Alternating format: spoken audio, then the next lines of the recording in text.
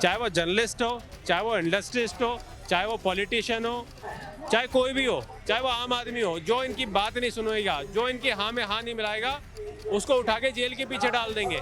ये हमेशा करते हैं। भारतीय जनता पार्टी चाहती है कि अरविंद केजरीवाल जी जेल में दम तोड़ दे। अरविंद केजरीवाल जी को जेल में ऐसी बीमारी हो जाए कि वो जेल से बाहर ही नहीं निकल पाए। भारतीय जनता पार्टी उन्हें सड़ा सड़ा के मारना चाहती है जेल में। दिल्ली के लोगों के दिल में अरविंद केजरीवाल जी रहते हैं और भारतीय जनता पार्टी ने अगर इनको नहीं छोड़ा, मान लीजिए, तो पहली बार इतिहास में ऐसा होगा कि जेल के अंदर बैठा मुख्यमंत्री चुनाव जीत गया। पहली बार इतिहास में ऐसा होगा। अरविंद केजरीवाल आ जाएगा, हराना नामुमकिन है।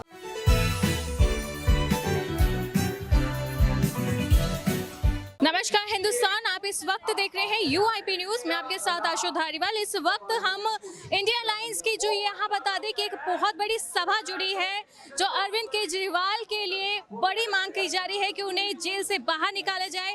जो जेल के अंदर उनके स्वास्थ्य के साथ खिलवाड़ चल रहा है और सीधा सीधा बीजेपी पर निशाना साधा जा रहा है। आज इस सभा में हमारे साथ जंगपुरा से एमएलए मौजूद हैं प्रवीण कुमार, जो आम आदमी पार्टी से हैं। इनसे बात करेंगे और जानेंगे कि आज ये जो जनसभा यहाँ हो रही है, यहाँ पर जिस तरह से इंडिया अलायंस जुड़ी है, यहाँ आवाज में भी दम है। क्या लगता है कि आज इस जनसभा का कोई नतीजा निकलेगा?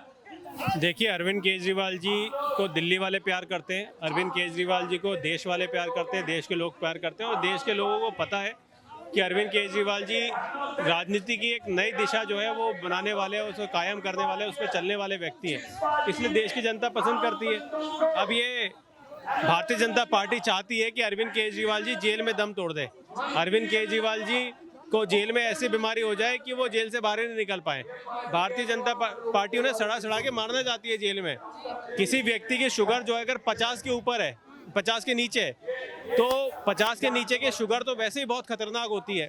कभी भी वो व्यक्ति जो है वो कोमा में जा सकता है, कभी वो व्यक्ति जो है फेंट हो सकता है, कभी भी व्यक्ति जो है नींद में, डीप स्लीप में जा सकता है। लेकिन ये भी तो कहा जा रहा है कि अरविंद केजरीवाल खुद को बीमार करवा रहे हैं। ये भी तो इल्जाम लग रहे हैं उनकी तरफ से कि अरविंद केजरीवाल खुद को बीमार करने की कोशिश कर रहे हैं। देखिए, मैं तो पहली बार ही ऐसा सुन रहा हूँ। भारतीय जनता पार्टी तो अनर्गल बातें करती है। कोई ऐसा हो सकता है कि कोई आदमी खुद को जो है बीमार करता है? ये सिर्फ और सिर्फ जो है भारतीय जनता पार्टी अपना पल्ला झाड़ती है, अपने आप को बचाना चाहती है। जिस तरीके से भारतीय जनता पार्टी ने पिछले 10 सालों में देश की वो हालत कर दी है कि ये जेल में किसी को भी सड़ा के मार दे, चाहे वो जर्नलिस्ट हो, चाहे वो इंडस्ट्रिस्ट हो, चाहे वो पॉलिटिशियन हो, चाहे कोई भी हो, चाहे वो आम आदमी हो, जो इनकी बात नहीं सुनेगा, जो इनकी हाँ में हाँ नहीं मिलाएगा, उसको उठा के जेल के पीछे डाल देंगे। ये हमेशा करते हैं और ये विपक्ष को कमजोर करने का नतीजा ढूंढा है कि जेल में डाल दो। पूरी तरीके से ये चाहते हैं देश को एक तरीके तानाशाही में झोंकने के लिए। ये चाहते हैं कि इस देश को तानाशाही से चलाया जाए, ना खाता नहीं भाई, जो मैंने कह दिया वही सही। ये मोदी सरकार की पूरी तरीके पेट नीति है और ये नीति के हिसाब से जो है वो चलना चाहते हैं। वो इस देश में ना कोई संविधान मानते हैं, ना कोई लोकतंत्र मानते हैं। पूरी तरीके से भारतीय जनता पार्टी, और उन्हें पता है कि अरविंद केजरीवाल जी जब बाहर निकलते हैं तो भारतीय जनता पार्टी की नींव हिला देते हैं।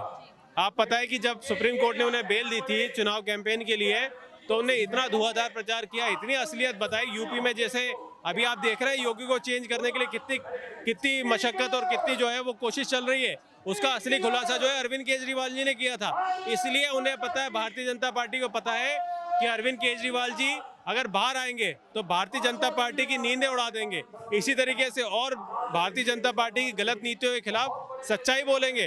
कितने मुख्यमंत्री भारतीय जनता पार्टी ने चेंज कर दी। ये देश को एक तरीके से अपने हाथ का पंगु बनाना, कठपुतली बनाना चाहते हैं। ये इंडिया अलायंस की पहली जनसभा है अरविंद केजरीवाल के लिए।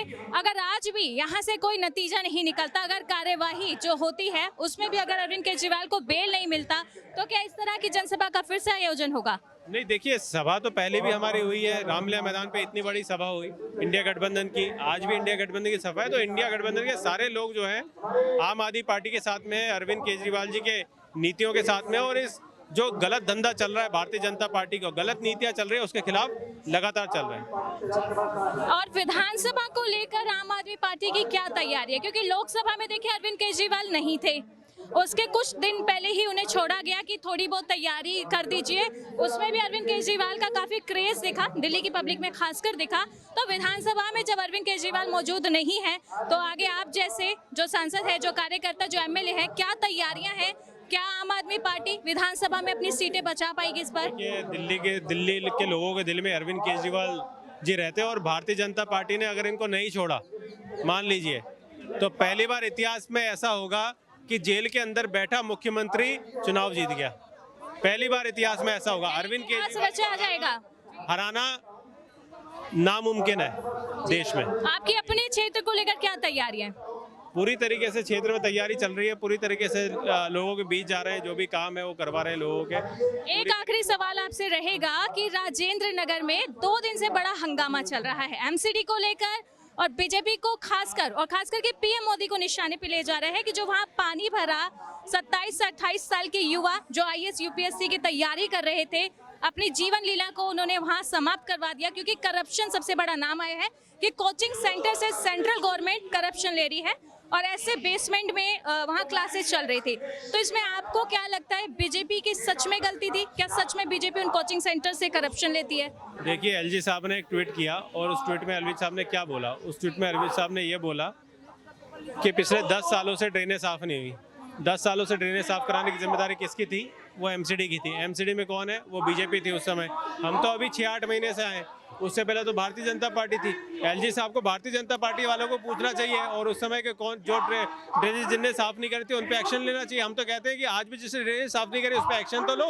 ये बीजेपी वाले तो एक्शन ही लेना चाहते। आपके भी आम आदमी पार्टी से जैसे कि आतिशी सिंह है, उन्हें भी लेकर युवा गुस्से में है कि आप एसी वाले कमरे से ट्वीट कर रही हैं, आप बीच आके नहीं बैठ रही हमारे। तो आपकी पार्टी आम आदमी पार्टी उन बच्चों तक पहुंचेगी, कुछ करेगी उसके लिए?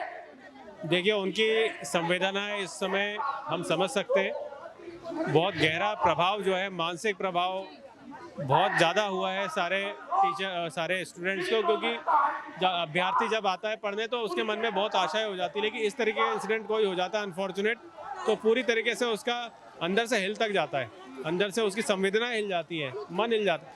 तो इस समय जो उस संवेदना में हमारे मेयर वहाँ पे पहुँचे, दुर्गेश पाठक जी पहुँचे और तमाम जो लोग हैं पूरी तरीके से इस जो इंसिडेंट हुआ अनफॉर्चुनेट, इसकी प्रति संवेदना व्यक्त करते हैं और उनकी संवेदना की कदर करते हैं इस समय। शुक्रिया बहुत। तो हमारे साथ जंगपुरा से एमएलए प्रवीण कुमार थे, हमने इनसे बात की, आज की जनसभा को बात की, जनसभा का परिणाम क्या हो सकता है उसे लेकर बात की, और बीजेपी को लेकर जो राजेंद्र नगर में लगातार नारे लग रहे हैं कि पीएम मोदी यहाँ आए, बात करें, हमारे सुने, उस पर भी हमने सुना, विधानसभा की तैयारी पे जानिए। बाकी ऐसे ही देश और दुनिया की तमाम बड़ी खबरों के लिए आप देखते रहें UIP न्यूज़।